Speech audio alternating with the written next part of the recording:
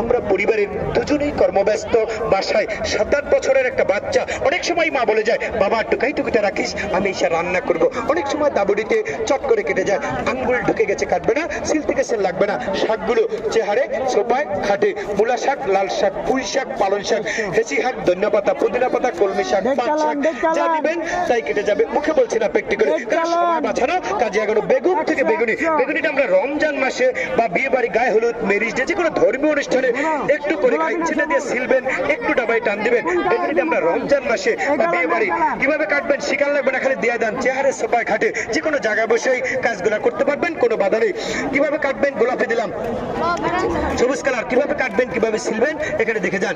এখানে দেখে গেলে কুকারি সেদ্ধ পানিকে ভাবতে হবে না, বাণিজ্য মেলায় গিয়ে ভাবতে হবে না। 1 ঘন্টার কাজ 10 মিনিটে 5 জনের কাজ, চেহারে সোপায় খাটে, যে কোনো জায়গায় বসে কিভাবে কাটবেন, কিভাবে সিলবেন, এখানে দেখে যান। কারণ সময় বাঁচানো।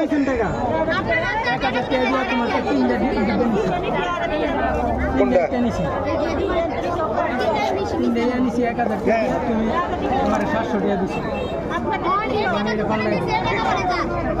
এটা আমরা দিছি, অসম্ভব কথা।